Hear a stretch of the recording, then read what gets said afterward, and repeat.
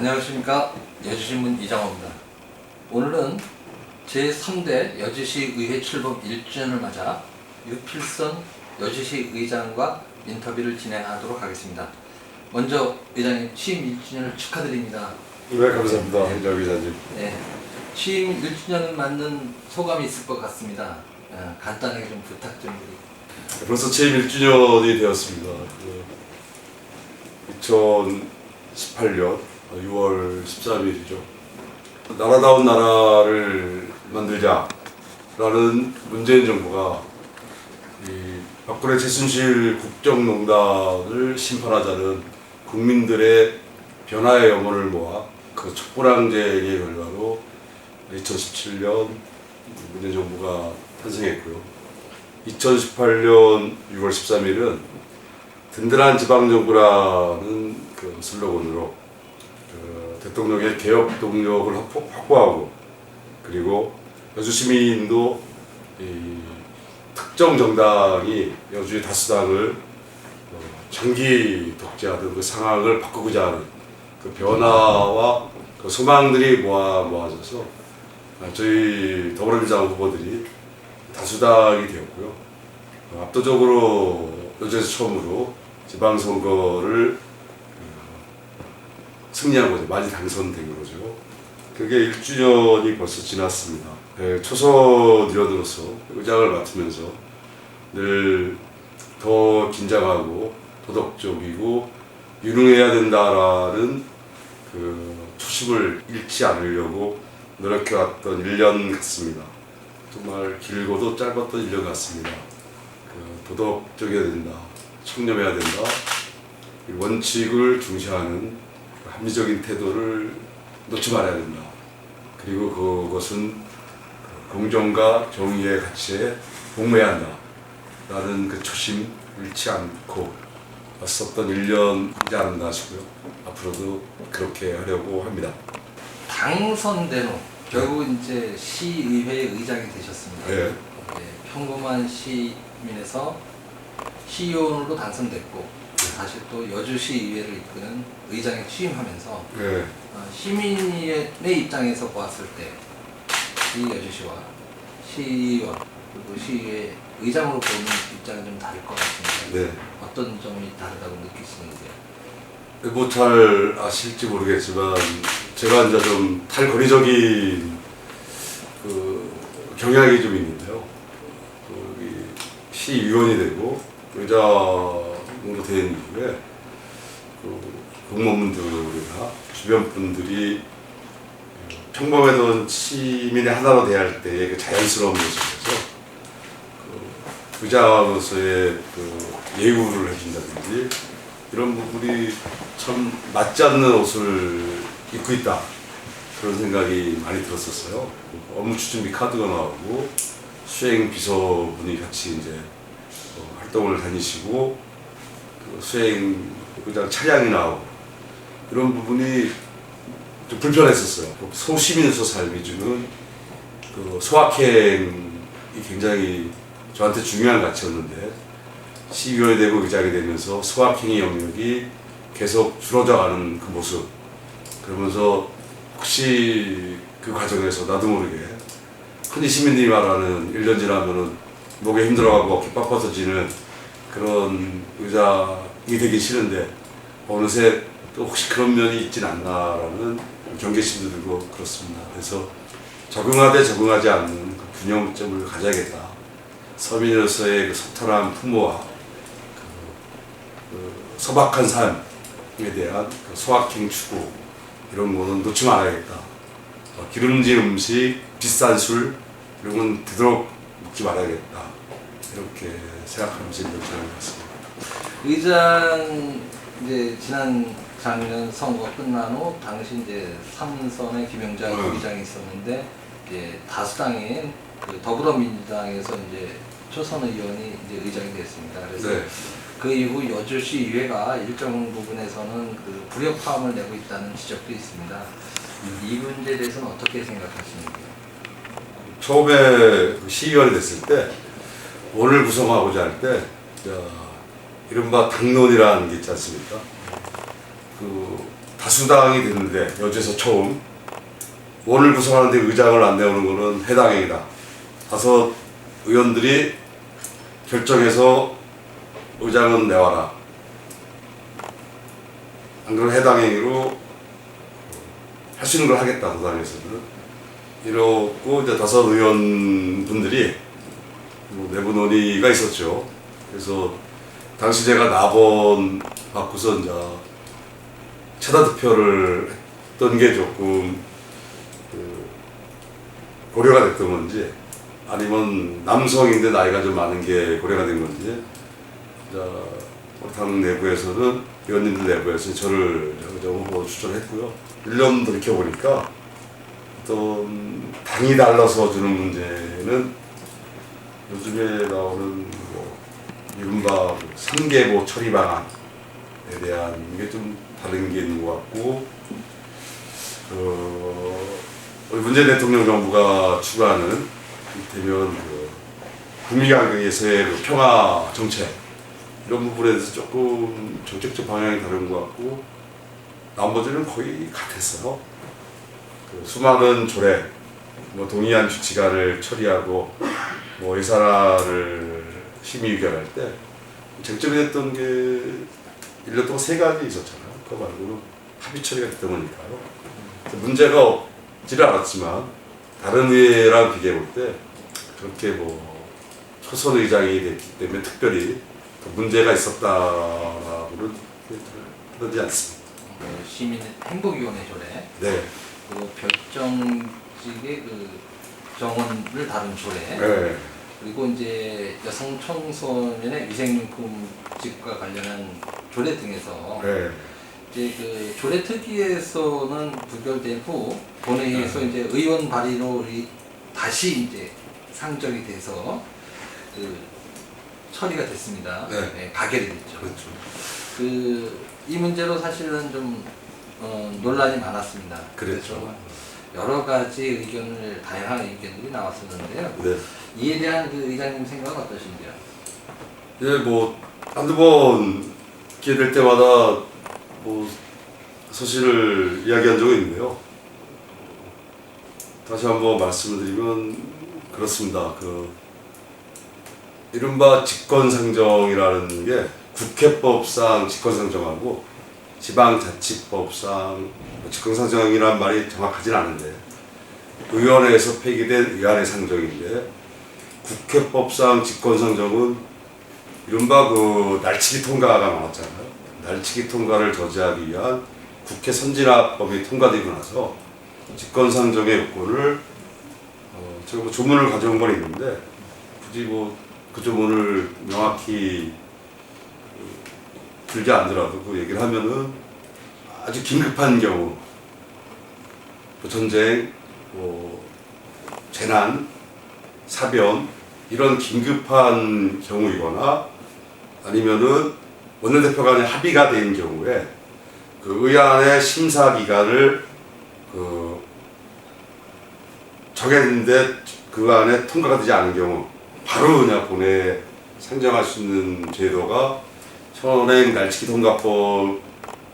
통과 방지법이라고 하는 국회 선진화법에서 규정된 직권상정 요건이에요.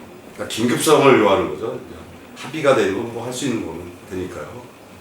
근데 지방자치법상의 위원회에서 폐기된 의안의 상정은 위원회에서 부결된 안건이라 하더라도 의장이 필요하다고 인정하거나 또는 의원 3인의 재상정 요구가 있으면은 의장은 상정하여야 한다, 부의하여야 한다는 내용이죠. 의장이 하는 상정행위가 있고요.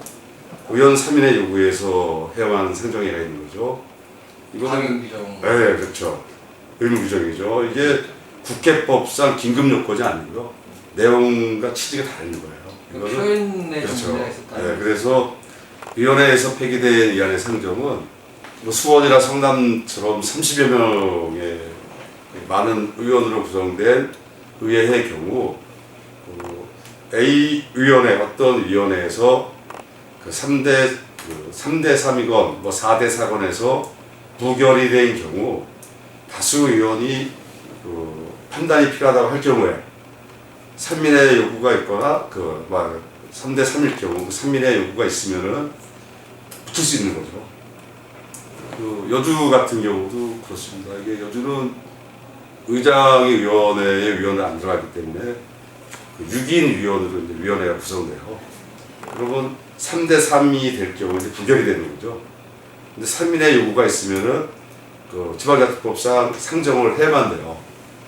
그래서 위원회 의결은 3대 3이고 3대 3이 가부동수 때 부결이 되는데 이게 본회의에서 상정되면은 그 의장이 일종의 캐스팅 보트권 같은 게 있는 거예요.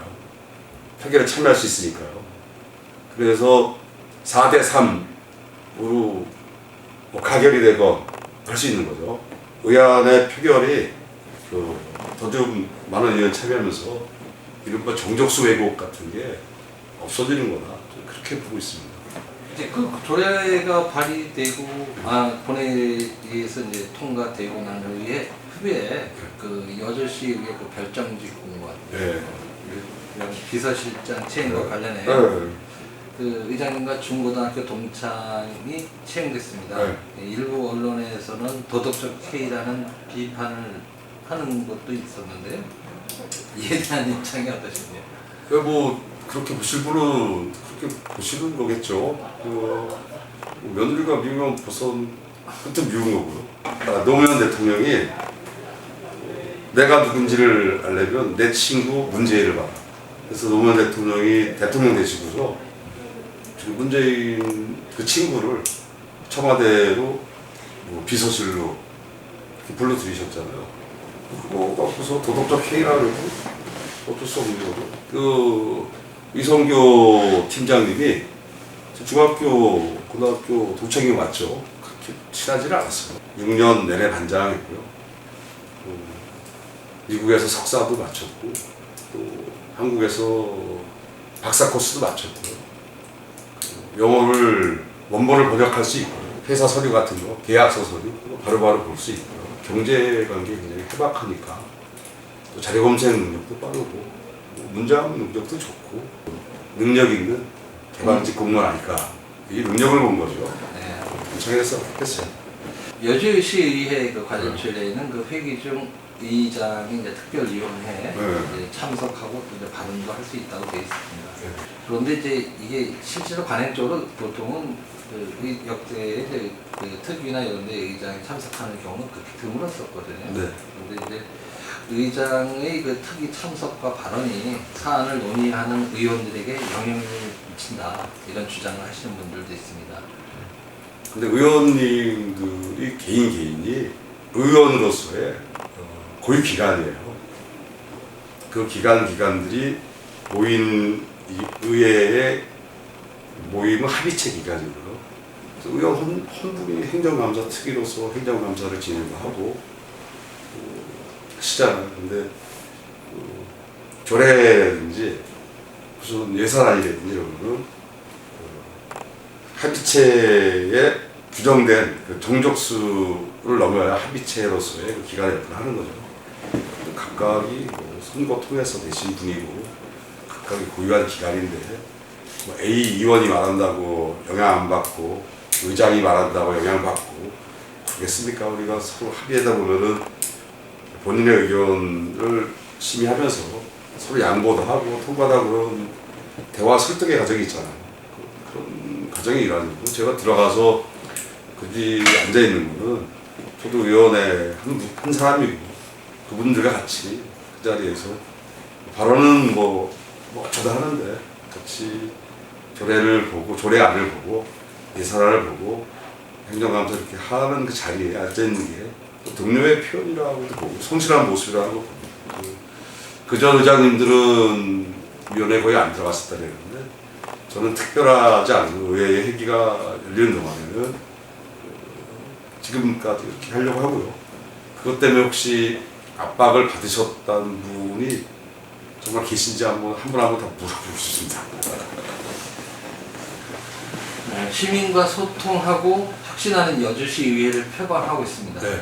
1년 동안 시민과 소통 그리고 여주시 의회 혁신은 무엇일지 또 여주시 의회는 그동안 어떤 변화가 있었는지 좀 말씀을 부탁드리겠습니다. 먼저 소통의 측면을 보면요. 소통의 양이 많아졌어요. 그 많은 의원님들이 다 저도 포함해서 많은 민원을 좀 소화하고 계십니다. 그리고 소통하는 시민의 대상, 성격도 많이 달라졌어요. 소통의 방식이 좀 다양해지고 있다. 소식지도 발간하고 있고요. 문화도 좀 달라지고 있다. 탈권위적으로 구급 공무원이 과장님한테 앉아서 회식 때 술 준다든지, 또 저한테도 앉아서 이렇게 술을 따른다든지, 우리가 어디 행사장 갔을 때 에헴 문화가 아니고 같이 이렇게 어깨춤도 추고 그런 식으로 좀 문화가 달라졌다라고 말씀드리고요. 혁신의 측면에서 말씀드리면은 낡지만 익숙한 낡은 간행가의 과감한 이별의 측면에서요. 시민의 알 권리 충족, 그 다음에 의원의 책임성 강화라는 측면에서 몇 가지 좀 의미 있는 중대한 변화를 꾀하였습니다. 첫 번째로 말씀드리면 그동안 의원님들이 발의한 조례안의 경우에는 심의 과정이 없었어요. 표결 바로 들어갔습니다. 졸속 심의도 아니고요. 심의 자체가 없이 표결로 갔어요. 그래서 부결된 사례가 없었습니다. 그러나 지금은 의원 발의안이라도 심의 절차를 필수적으로 두고서 표결 절차에 거치다 보니까 올해 벌써 2건 정도가 의원 발의 조례안이 2건이 부결된 사례가 있습니다. 그리고 조례안 등 심의를 할 경우에요. 일괄 심의, 일괄 표결 방식을 취했었어요. 그러니까 과장님이랑 질의응답한 다음에 마이크 꺼두고서 의원들끼리 어때 이제 의견 교환한 다음에 거기서 표결까지 합니다. 그리고 결과만 마이크 켜고서 TV 켜고서 나오면은 A 의원이 찬성을 한 건지 A 의원이 무슨 발언을 한 건지 알 수가 없었어요. 그게 홈페이지에 게시도 안 됐었고요. 그런데 지금은 안건별로 심의 의결하는 방식을 취하게 됐고 마이크를 끄지 않습니다. 그래서 A 조례안에 대해서 갑의원은 어떤 입장인지, 의리원은 어떤 입장인지, 병의원은 어떤 입장인지, 이를테면 정책 실명, 발언 실명, 표결 실명이 이루어지고 그게 현장에서도 바로바로 TV를 통해 보여지고 나중에 필요하면은 의회 홈페이지에 업로드되고 있는 거예요. 그래서 책임 정치 강화, 시민의 알 권리 충족 강화 측면에서 없던 걸 이번에 만들었다라는 게 있겠고요. 그다음에 시정 질문 방식이 바뀐 게 굉장히 큰 거죠. 의회의 권한 강화 측면일 거예요. 전에는 시장님 한 분한테 A 의원이 미리 이제 사전에 질문하고 나면은 그날 질문하자 본회의에서 시장님이 그 질문서 보고서 다음 본회의 때 와서 이제 답변하는 식이었어요. 오늘 질문에 다음에 답변은 이거 보고 다음 거 보고 막 그래야 되잖아요. 오늘 거 보고 다음 본회의 보고. 근데 지금은 한 의원님이 본 질문하고 그다음에 추가 질문하고 그 자리에서 본회의에서 다 이루어집니다. 그러니까 처음부터 끝을 알고 싶어하는 기자님들이나 시민들이 그 과정을 충분히 알 수 있는 거고요. 의회에서 시장님을 견제하거나 어떤 정책 대안을 얘기할 때 집중적으로 할 수 있는 측면이 바뀐 거라고 봅니다. 근데 이제 최근에 시내버스 대란이라고 할 정도로 네. 시민들이 지금 어려움을 겪고 있습니다. 그래서 그렇죠. 여주시는 근로기준법을 이유로 들고 있지만 사실은 지금까지의 예산의 규모에다가 시내버스 노선과 운행 시간을 맞췄다라는 네. 지적이 있습니다. 이 문제에 대해서도 여주시 의회 또 의장님의 생각 어떠신지 좀 네, 그차도 오늘 아침에 몇 번 의원님하고 이걸 너무 못 챙기는 게 아닌가.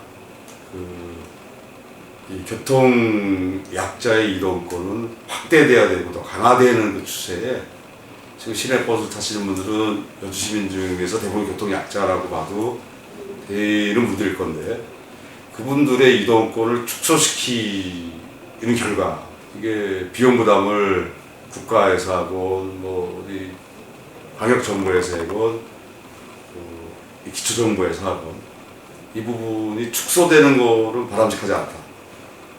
이 어떻게 보완을 낼 것이냐 이 보완책을 우리가 강구해야 된다. 그래서 뭐 동이면 동 아니면 면이면 면별로 단일 모형으로 갈 건지 복수 모형으로 갈 건지 어떻게 보완을 할 것인지 그 아이디어 차원에서 지금 교환을 해봤고요. 강하게 집행부에다가 강하게 압박을 할 예정입니다. 이번 행정감사를 통해서도 할 수 있고요. 그래서 행정감사를 통해서 보완의 답변을 얻어낼 수 있으면은 다음 추경을 통해서 바로 되는 방식을 취하든지 보완돼서 교통약자 이동권 축소는 안 되겠다. 이건 정말 시민의 삶의 질 향상이 아니고 시민의 삶의 질이 현재보다도 내려가는 거기 때문에 막아야 될 일이라고 생각하고 있습니다. 시민들께 드리고 싶은 말씀이 있으면 좀 부탁 좀 드리겠습니다. 네, 시민 여러분, 저희 여주시에 이렇게 늘 성원해 주시고 관심 가져주셔서 감사합니다. 저희 소통과 혁신해 주시고 앞으로도 시민들의 낮은 소리에 귀 기울이고 경청하겠습니다. 그리고 따가운 질책 달게 드리면서 늘 소통하고 혁신하도록 하겠습니다. 여주시에는 어느 한 개인을 위해서 한 개인의 위원회에서 있는 것이 아니고 어느 당을 위해서 있는 것이 아닙니다. 오로지 여주 시민의 삶의 질 행복, 삶의 질 향상, 행복을 위해 있는 것이라고 여기 봅니다. 우리들 더 열심히, 더 도덕적이고, 더 긴장감 있게, 더 유능하게 이렇게 활동할 것입니다. 그 상황에 감사하고요. 끊임없는 상황 부탁드리겠습니다. 감사합니다.